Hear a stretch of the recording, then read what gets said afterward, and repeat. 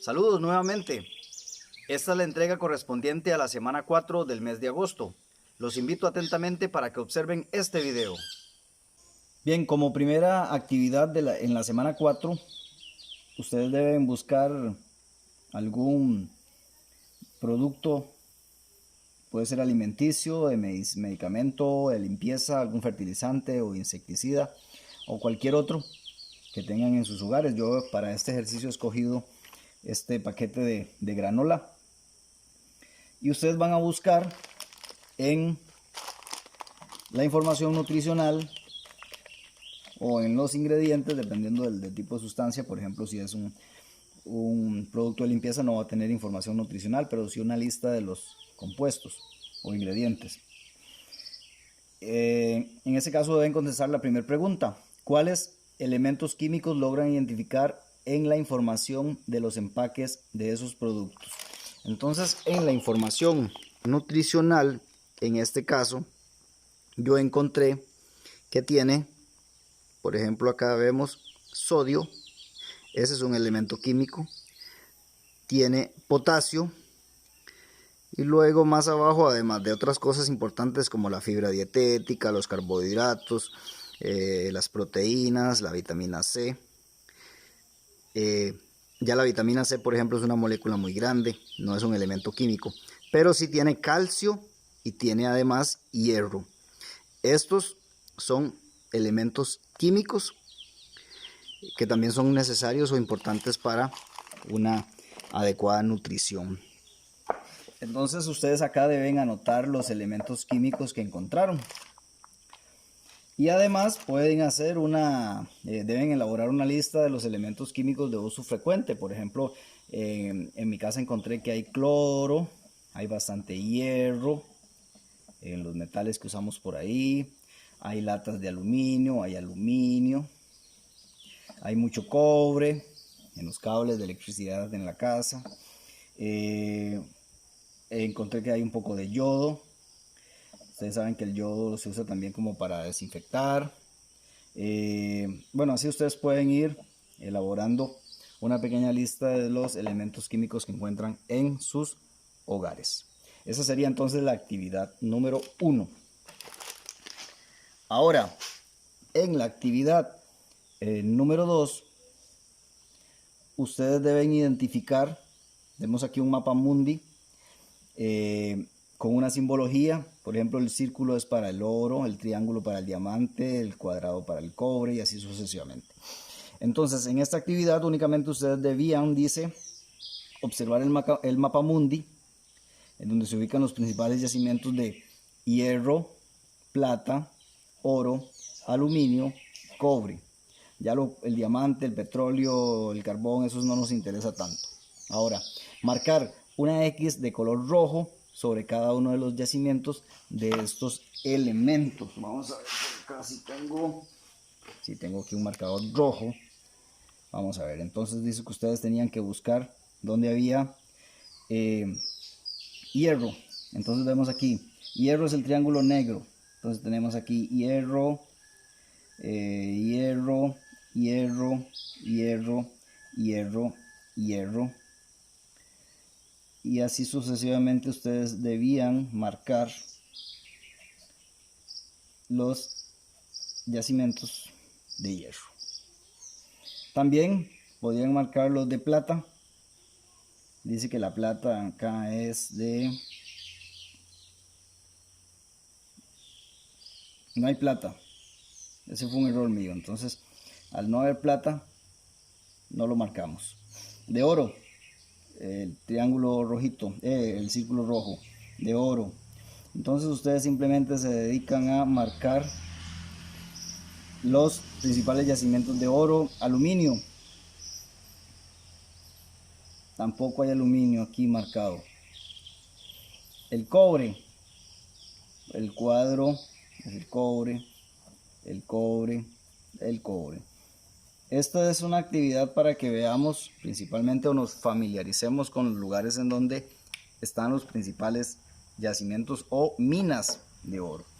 Y luego analizar un poco esta información sobre el costo, por ejemplo, de Un reloj hecho de oro es un costo aproximado, una pulsera hecha de plata, costo aproximado, un tubo estructural, el metro de cable, que a veces se utilizan para instalaciones eléctricas, o un manubrio de bicicleta que es de aluminio, y el uso que le damos a estos elementos, ¿verdad? Luego, ustedes van a reflexionar y contestar estas preguntas. ¿Cuál es la relación entre el procesamiento y traslado de los materiales con el costo que se paga en nuestro país para poder utilizarlos? Realmente en nuestro país, al no existir, vemos acá que en Costa Rica no hay minería o no hay extracción de ninguno de estos metales. El tener que llevar esos metales, uno de los grandes exportadores de hierro, por ejemplo, es China. El tener que llevar esos metales desde China hasta nuestro país genera un costo, más el proceso que lleva todo eso es mucho más, hace que el material sea mucho más costoso al final para nosotros. Igual sucede con el oro, con la plata, con otros metales, cobre, por ejemplo.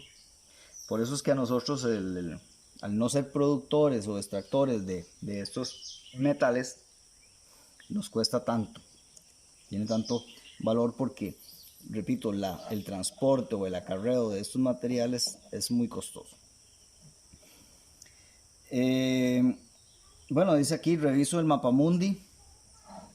Si existe algún tipo de yacimiento mineral en nuestro país, vemos que no existe ningún tipo de yacimiento mineral.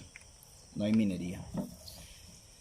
Luego, ¿cuáles materiales alternativos podría producir nuestro país utilizando en forma racional sus recursos minerales y sustancias extraídas de plantas o animales?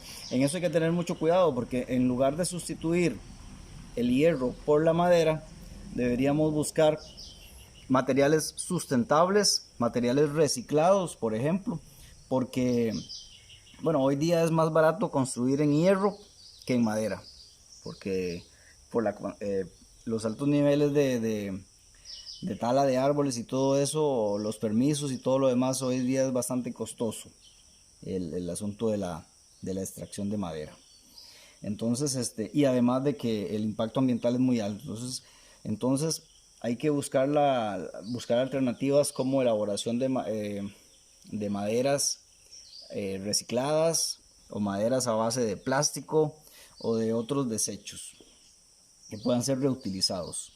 Por ahí he visto también que los empaques de Tetra Brick los utilizan, o Tetra Pak, o esos cartones de leche, los procesan y a partir de ahí elaboran tablas.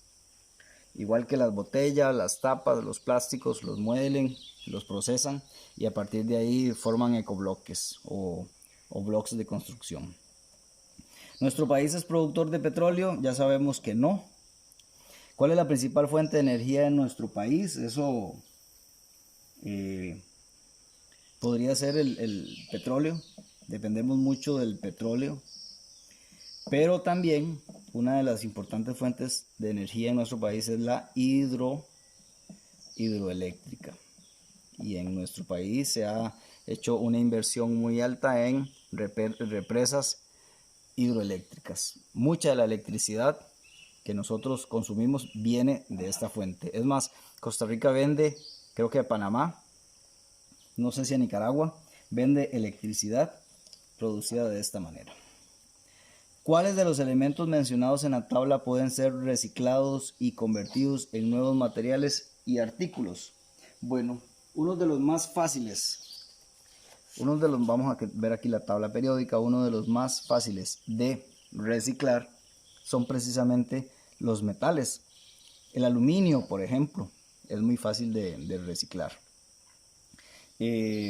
También tenemos, perdón, otros metales como el níquel, que es muy reciclable, la plata, o sea, la joyería, en las tiendas o en las casas de empeño reciben plata porque ellos la vuelven a fundir y vuelven a formar diferentes accesorios o joyería. El zinc, tenemos el cobre, tenemos el hierro, son elementos químicos altamente reciclables o que pueden volverse a utilizar.